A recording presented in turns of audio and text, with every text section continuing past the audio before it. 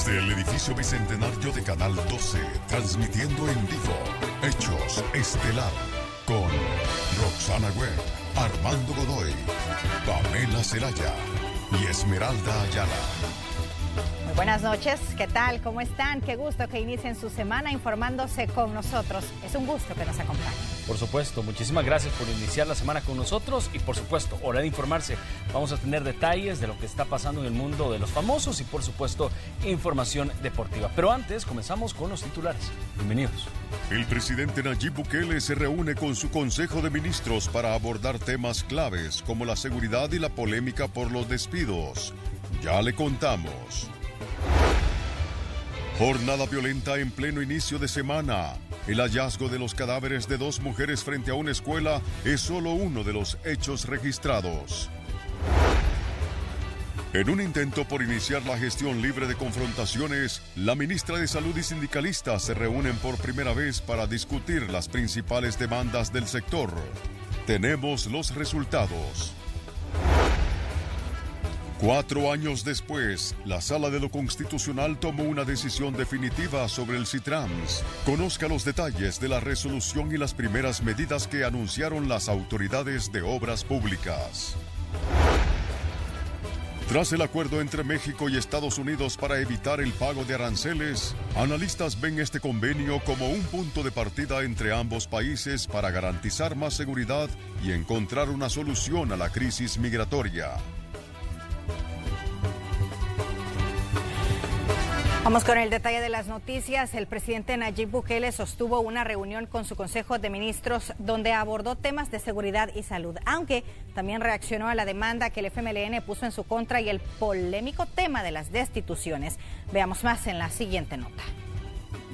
Dirigentes y militantes del FMLN presentaron ante la Fiscalía General de la República un aviso en contra del presidente de la República, Nayib Bukele, quien señaló al FMLN de estar detrás de los recientes ataques contra los elementos de seguridad. Dimos respuesta en un comunicado a esa acusación tremendamente peligrosa,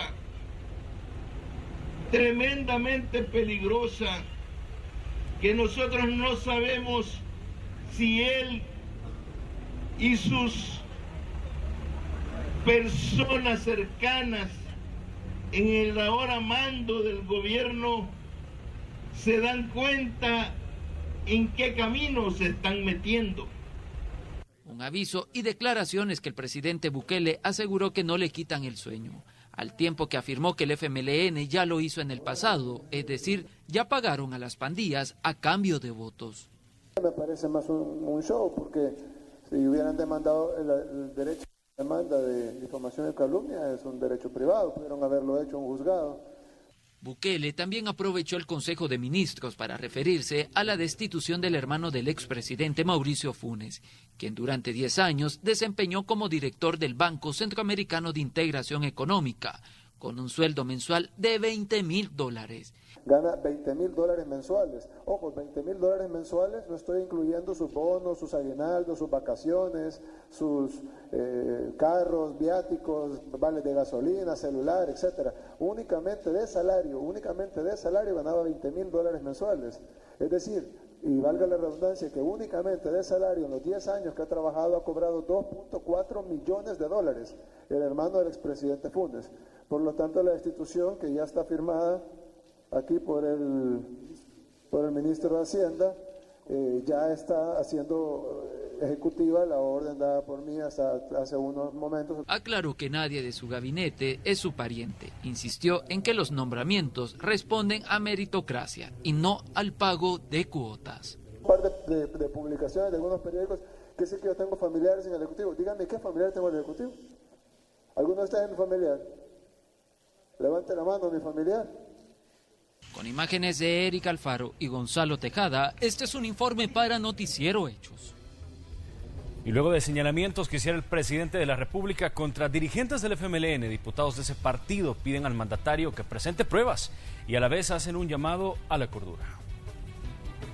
Unas acusaciones bastante irresponsables, ¿verdad?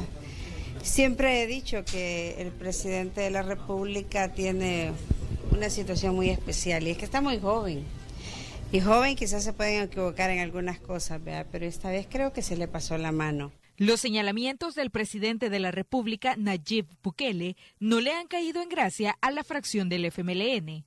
El mandatario les acusa de intentar desestabilizar al nuevo gobierno, financiando a estructuras delincuenciales para que asesinen a elementos de la Policía Nacional Civil. La diputada Rina Araujo hizo un llamado al presidente para que compruebe lo publicado en Twitter. El acusar a nosotros como partido político creo que es bastante irresponsable cuando apenas tiene una semana de estar en este momento llevando las riendas del país. Que así como él considera que es el mejor presidente del mundo, ¿verdad? Entonces demuestre esa capacidad. El presidente de la Asamblea también reaccionó al respecto. Consideró que los señalamientos de Bukele son imprudentes. Veo poca prudencia, lo debo de decir con toda franqueza, veo poca prudencia para manejar ante los medios a través de Twitter información de esa naturaleza. La fracción de Gana también dio su postura. Según el diputado Guadalupe Vázquez, el FMLN está en su derecho de interponer los recursos que sean necesarios ante las instancias pertinentes. Pero en ese sentido, pues serán las instancias legales, la fiscalía la que investigará, porque aquí muchas veces se trata de decir lo que no es y tenemos algunas cosas que son serias, pues, y entonces creo que el FMLN tiene derecho de poner una demanda para que el presidente explique y el presidente aclare quiénes son las personas que están involucradas en un delito como este caso. A través de un comunicado, el FMLN ha desmentido los señalamientos del presidente y le aconsejan apoyarse en la institucionalidad para avanzar en temas de seguridad. Tatiana Funes, Noticiero Hechos. Y esta tarde la Fiscalía capturó al sacristán Abraham Heriberto Mestizo Pérez, de 34 años de edad, quien es acusado de haber asesinado al sacerdote Cecilio Pérez, párroco del cantón La Majada del municipio de Huayúa, en Sonsonate, el pasado 17 de junio. Este caso causó polémica debido a que en su momento se manejó como posible hipótesis el cobro de la extorsión, pero la policía, tanto la policía como la iglesia, lo descartaron. Las investigaciones determinarán el móvil del crimen.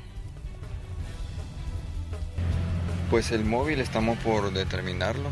La investigación va a determinar al final cuáles fueron las razones por las cuales el señor Abraham, que fungía como auxiliar en la iglesia de La Majada, pudo haber cometido el hecho.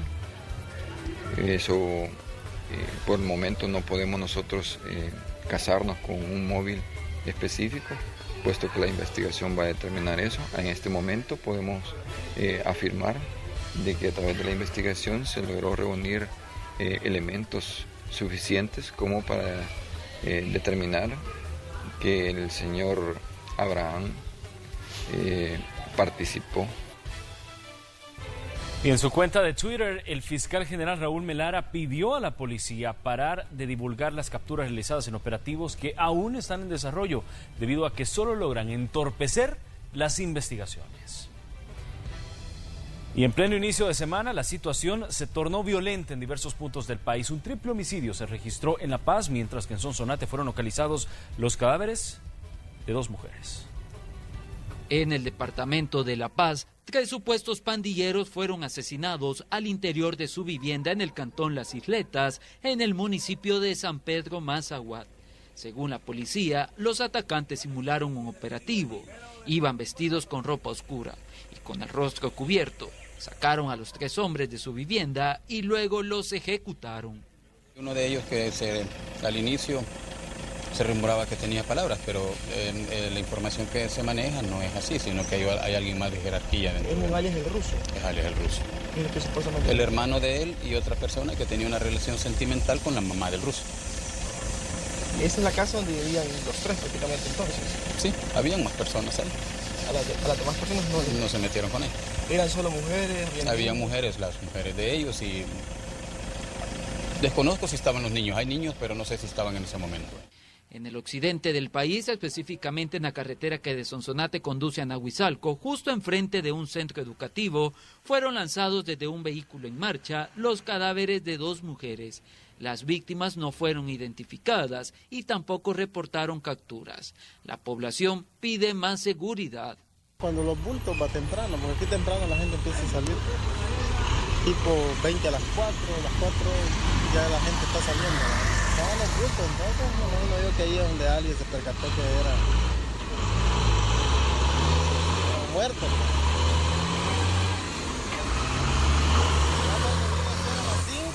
A las 5 ya estaba la policía aquí.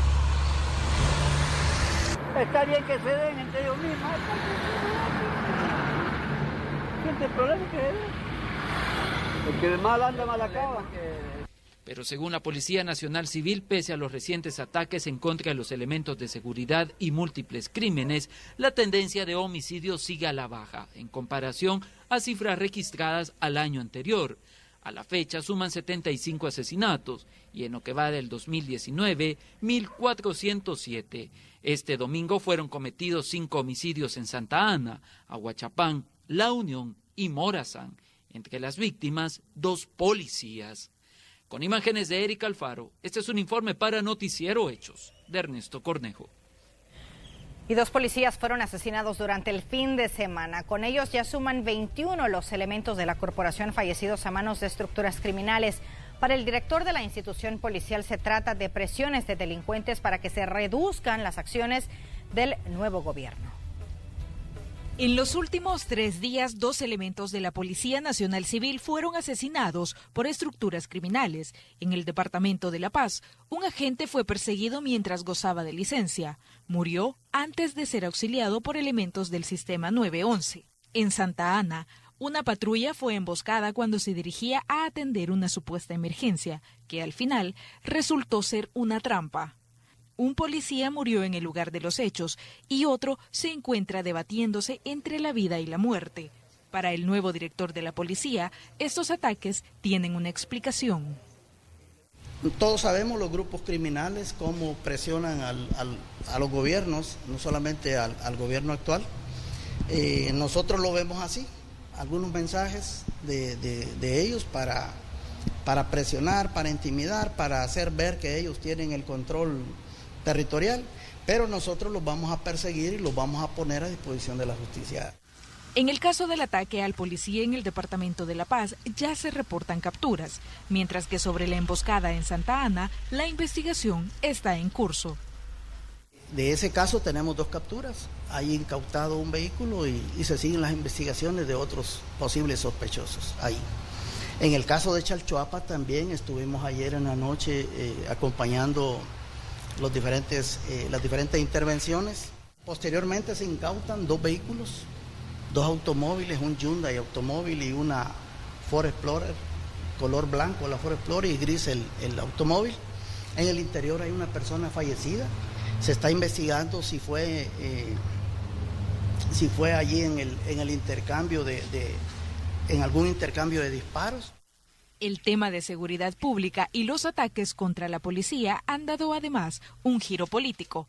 El presidente Nayib Bukele dice que dirigentes del FMLN podrían estar financiando estructuras criminales para desestabilizar al nuevo gobierno. Pero, ¿qué dice el director de la policía sobre esta acusación? Respetamos cualquier información y las decisiones que la Fiscalía en un momento determinado vaya a decidir. Y si la Fiscalía algún día nos da alguna orden administrativa o el órgano judicial, pues nosotros como institución lo que tenemos que hacer es cumplir con la ley. En lo que va del año, 21 efectivos de la PNC han sido asesinados. 16 de estos eran agentes, 2 cabos, 2 sargentos y un empleado administrativo. Tatiana Funes, Noticiero Hechos. En más temas, la ministra de Salud, Ana Orellana Vendex, se reunió con representantes de sindicatos para abordar diversas temáticas sobre el sector y cómo este se está cumpliendo, sobre todo la ley del escalafón y la estabilidad laboral. Los sindicalistas agradecieron la apertura de la funcionaria y esperan que la comunicación se mantenga activa y sobre todo que los acuerdos alcanzados no queden en palabras. De momento le otorgan el voto de confianza. principio este año no puede haber ningún cambio porque está presupuestado el cumplimiento del escalafón en base al cambio, el acuerdo ministerial que salió del escritorio de la anterior ministra de Salud. Los acuerdos que hemos tenido como trabajadores organizados, el más principal, el que año con año nos mantiene en zozobra como trabajadores de salud, es el escalafón. Como bien la ministra lo decía, el presidente Nayib Bukele es alguien respetuoso de las leyes y es el mandato que ha dado a todos los titulares de las diferentes carteras, en especial la ministra de Salud, ya lo mencionó, se va a respetar la ley.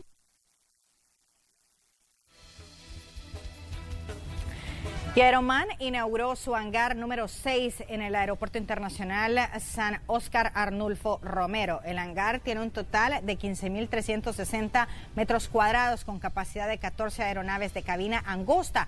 Con los 6 hangares, Aeroman tiene capacidad para dar servicio de mantenimiento a 35 aeronaves en simultáneo, generando más de 3.000 empleos directos y se ha convertido en la empresa más importante a nivel latinoamericano en brindar servicios de mantenimiento y reparación de aeronaves.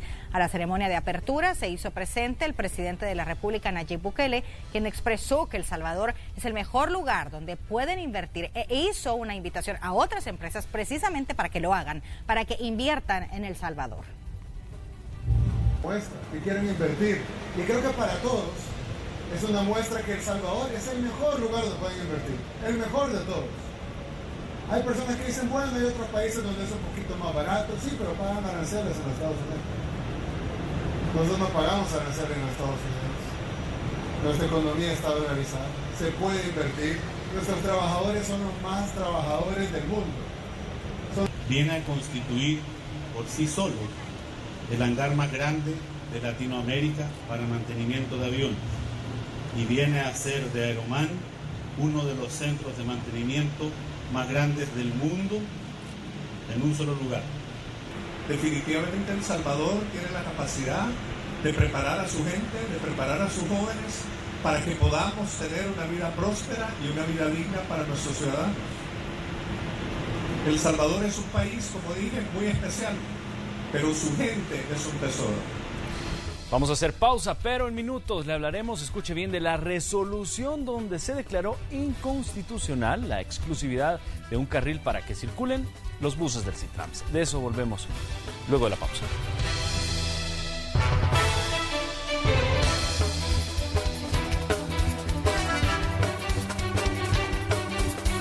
Y es que para muchos es conocido que en el país las personas que superan los 40 años de edad enfrentan una serie de dificultades para mantener sus puestos laborales. Esto obliga a algunos a migrar para buscar oportunidades, pero ¿qué pasa? Bueno, al regresar al país la realidad es muy dura. Veamos uno de estos casos y cómo organizaciones están trabajando para abrir nuevas fuentes de empleo para connacionales retornados.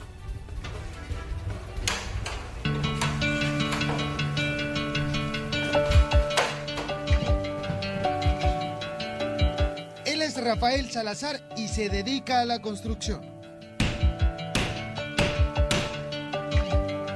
Está dando los retoques finales a su último proyecto. Pero esta no es la profesión para la que Rafael se preparó académicamente.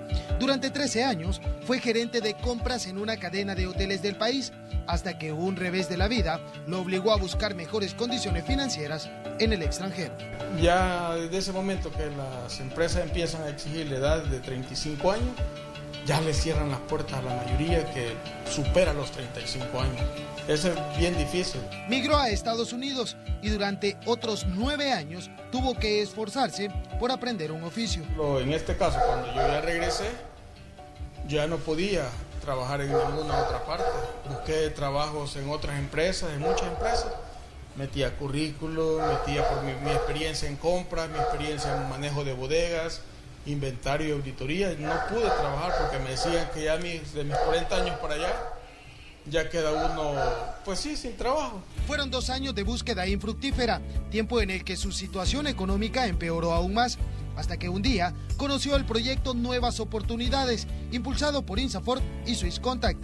iniciativa que certifica las competencias laborales para personas retornadas, enfocado en el sector construcción y turismo. Bueno, las estadísticas nos dicen que son cerca de 2 millones de salvadoreños que están residiendo en Estados Unidos y podemos constatar de que la mayoría de ellos, un 20% tienen experiencia en el sector construcción, cerca del 50% tienen experiencia en el sector turismo. Entonces, estas personas empíricamente, con mucha experiencia, en Estados Unidos aprendieron todas esas habilidades y la idea es que nosotros las podamos evaluar acá. A la fecha, más de 180 connacionales retornados se han inscrito en el programa de certificación. A quienes necesitan apoyo con herramientas de trabajo o capital semilla, se les ofrece ayuda extra. Los resultados a la fecha son favorecedores. Por eso se pretende ampliar a otras áreas en las que más salvadoreños tienen experiencia empírica adquirida en el extranjero. Se piensa hacer en manejo de maquinaria pesada, en el área de construcción. Esa es un área que nuestros compatriotas tienen mucha experiencia, ¿verdad? Y estamos ahorita desarrollando cuál va a ser la competencia, cuál va a ser el estándar y dentro de poco pues se va a echar a andar esa en este caso de manejo de equipo pesado de la construcción. Gracias a estos proyectos y colaboración de empresas privadas y personas naturales, Rafael mira una luz al final del túnel e incluso tiene nuevas metas. Pretende emprender un negocio junto a otros salvadoreños que necesitan espacios laborales. 2 personas que me ayudan, ¿verdad? Son 2 auxiliares prácticamente. Entonces, siempre se trata de ayudar, pues no se trata, por la misma experiencia que uno ha pasado de discriminación, uno trata de ayudar a otra persona. Los interesados en ser parte de este proyecto pueden acercarse a las oficinas de INSAFORP. El requisito es tener como mínimo 5 años de experiencia en Estados Unidos en el área de construcción. Con imágenes de Ricardo Tobar, Antonio Valladares, Noticiero Hechos. Y México y Estados Unidos consiguieron un acuerdo para evitar la imposición de aranceles a los productos mexicanos. Según los analistas, este convenio podría ser un punto de partida entre ambos países para garantizar más seguridad y encontrar una solución a la crisis migratoria. La amenaza de imponer aranceles sobre todos los productos importados de México desapareció el viernes gracias al acuerdo entre el gobierno mexicano y la administración Trump. Las autoridades mexicanas prometieron más esfuerzos de los ya hechos y prometidos para detener a los migrantes, como el envío de 5,000 tropas adicionales de la Guardia Nacional a la frontera con Guatemala. Para muchos analistas, como James Carafano de The Heritage Foundation, el acuerdo tiene mucha importancia.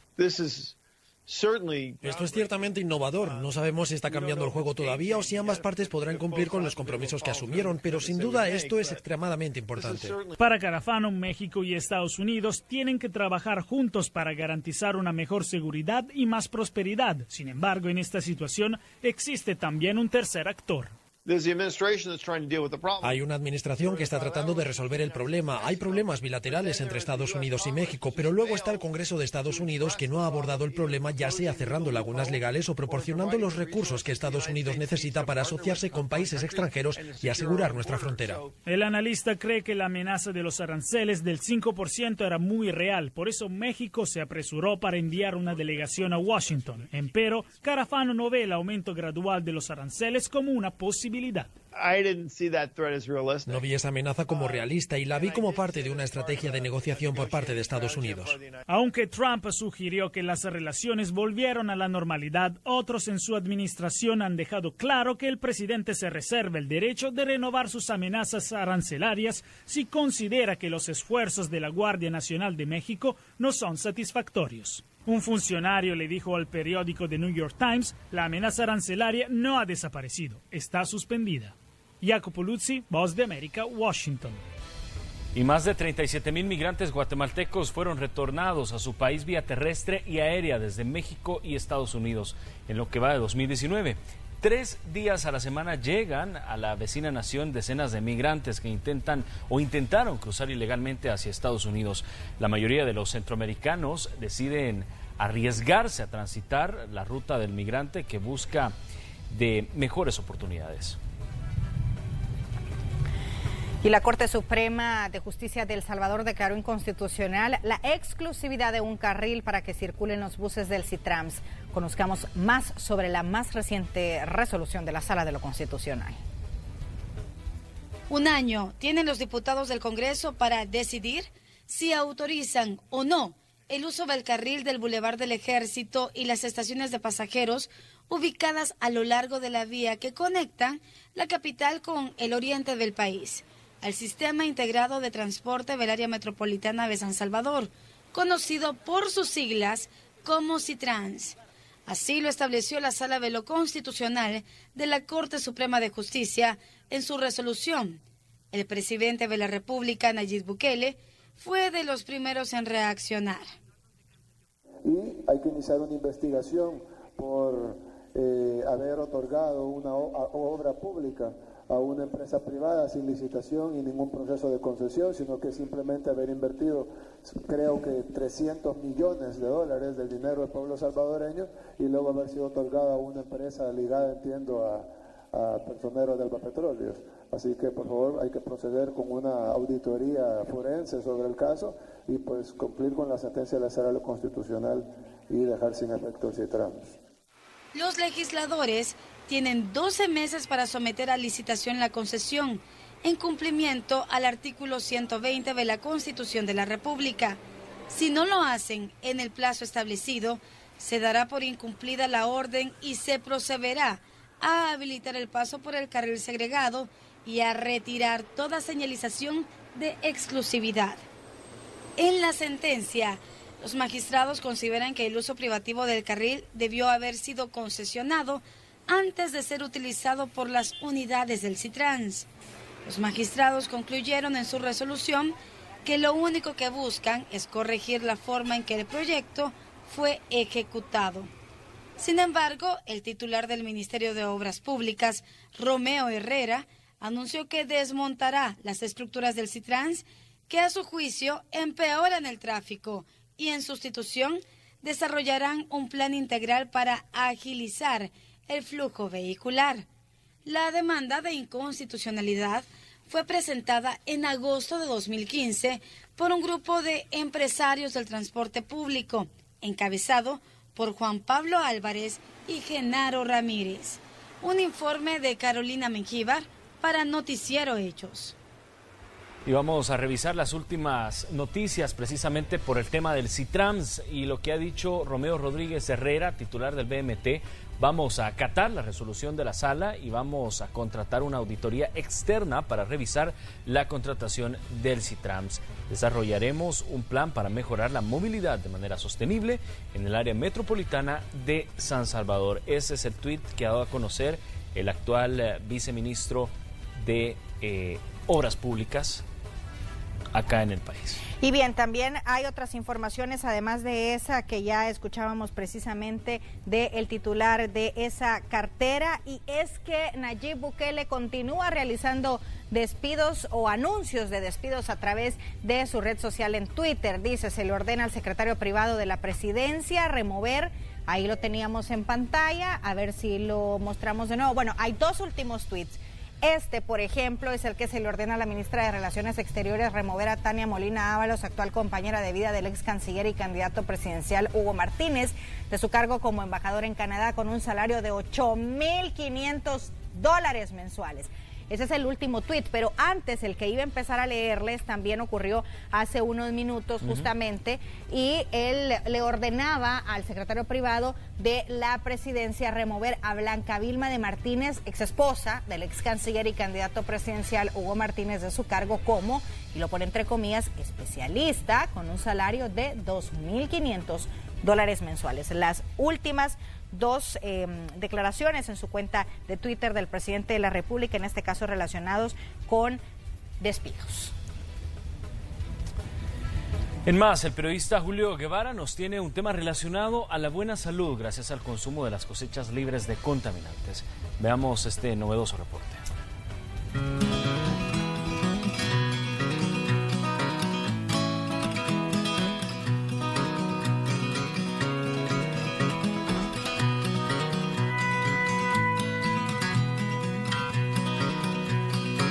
Apenas son las 7 de la mañana. Está temprano, pero este hombre no pierde tiempo. Verifica el desarrollo de sus cultivos, hortalizas de hojas en la zona más alta de Tamanique en el departamento de La Libertad. Su nombre es Atilio, un agricultor que está marcando la diferencia en este municipio porque cosecha sin utilizar insumos químicos. Sus producciones son orgánicas. El agroquímico te hace ver el producto más bonito, más grande, más color, incluso hasta te le puede añadir sabor, pero el valor nutricional de los productos que vienen de la agricultura moderna con el uso de agroquímicos es bien mínima. Desde hace algunos años trabaja así, porque su principal interés es venderle a los clientes cosechas saludables. La vida lo marcó. Su hermana murió de cáncer. Trató de vencerlo, pero fue en vano. Meses más tarde, Atilio también fue diagnosticado con la misma enfermedad. Pensó que sus días estaban contados, pero alguien le aconsejó tratarse de manera natural. Lo hizo. Comenzó cuidando su alimentación y, de acuerdo a los médicos, eso fue fundamental para su recuperación. Eso ahora es historia, gracias a Dios. Mi hermana tomó la opción de hacerlo por los métodos convencionales, no le resultó. Yo decidí hacerlo por el método natural y a mí sí me resultó. Desde ese día, Atilio se propuso trabajar la tierra con insumos orgánicos. En sus terrenos ve tremendas cosechas. Es lo mejor, dice, sin dudar. Y poco a poco, a más agricultores de la zona les cuenta la experiencia y adoptan sus técnicas. El químico es rápido. El orgánico es más lento, pero seguro porque no lleva enfermedad. Entonces, si todos ocupáramos orgánico, mucho que mejor fuera. Porque el químico ya sabe qué es lo que pasa, hay enfermedades. Los consejos han calado. En estas bellas montañas hay muchos trabajadores de la tierra que encontraron métodos distintos para producir. Este hombre se enamoró del campo, de estas tierras donde a diario corta gran variedad de lechugas, hierbas aromáticas y frutas libres de fertilizantes y pesticidas químicos. El daño que los agroquímicos le están haciendo al suelo y por ende el residuo de los agroquímicos que va en los alimentos son los daños que nos están haciendo a nosotros los seres humanos. Evidencia de eso son las enfermedades no transmisibles que hay hoy día. Incremento en diabetes, incremento en obesidad, incremento en distintos tipos de cáncer. Atilio quiere ir más allá, compartiendo sus conocimientos. Su interés en cosechas saludables lo ha llevado a impulsar el proyecto Orgánicos de Tamanique, cultivos libres de químicos. Con imágenes de Alfredo López, Julio Guevara, Noticiero Hechos. Y es importante comenzar esta parte del noticiero hablando sobre lo que ha pasado a última hora, el último mensaje que ha dado el presidente de la República a través de su cuenta de Twitter, donde ha ordenado al presidente del Centro Internacional de Ferias y Convenciones remover a José Blandino Reyes, hijo de Roger Blandino Nerio, de su cargo como técnico en multimedia. Y básicamente en segunditos respondió precisamente el titular de CIFCO, asegurando en este momento, presidente.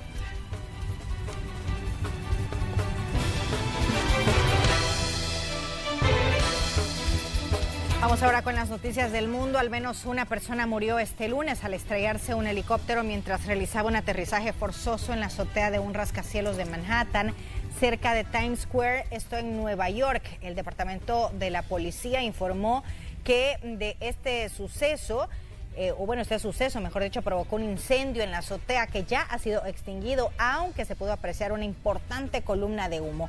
El incidente se produjo en una jornada caracterizada por la abundante lluvia en la ciudad y hasta el momento se desconocen las causas que llevaron al piloto a realizar un aterrizaje de emergencia.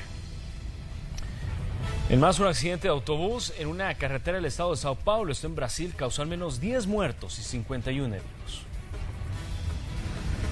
Un accidente de autobús en el estado brasileño de Sao Paulo provocó la muerte de 10 personas y heridas a 51, informaron trabajadores de emergencias.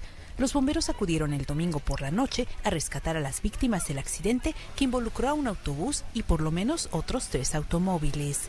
Los socorristas todavía no tenían información sobre las víctimas. El accidente ocurrió a las afueras de Campos do Jordão, un destino turístico popular cerca de la ciudad de Sao Paulo. Rosalba Ruiz, Associated Press.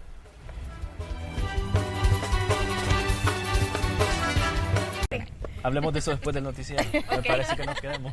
Es todo. Gracias por habernos acompañado. Buenas noches. Buenas noches.